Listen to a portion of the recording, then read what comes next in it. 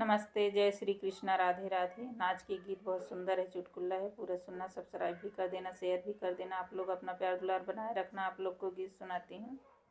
पिया मरल सिमलिनिया तोहारी मतिया, पिया मरल सिमलिनिया तोहारी मतिया हो, तोहारी मतिया, पिया मरल सिमलिनिया तोहारी मतिया, पिया मरल सिमलिनिया। अंगुरी इशारे पिया तोहके नचावे, अंगुरी इशारे पिया तोहके नचावे, मुहवा के जाल पिया तोहके फसावे, मुहवा के जाल पिया तोहके फसावे। यही से सोहना हमारी बतिया, पिया मरल सिमलिनिया तोहारी मतिया, पिया मरल सिमलिनिया तोहारी मतिया, पिया मरल सिमलिनिया।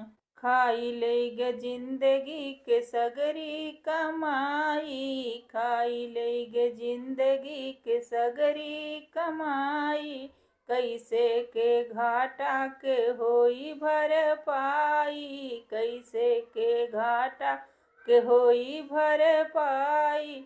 ओ तो कई दे है जिंदगी बेकार, पिया मरल सिमलिनिया तोहारी मतिया, पिया मरल सिमलिनिया तोहारी मतिया, पिया मरल सिमलिनिया।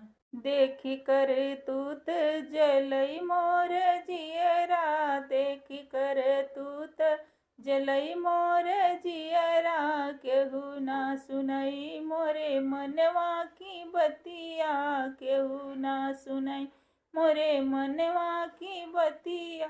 कैसे समझाई अपने दिलवा की बतिया, पिया मरले बमतिया मलिनिया तोहार मतिया, पिया मरल सिमलिनिया तोहार मतिया, पिया मरल सिमलिनिया।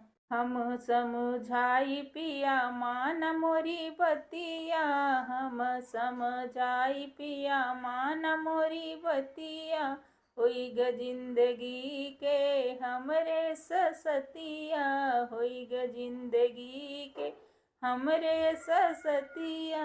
काहे नाही माना राजा मोरी बतिया, पिया मरल सिमलिनिया तोहार मतिया, पिया मरल सिमलिनिया तोहार मतिया, पिया मरल सिमलिनिया।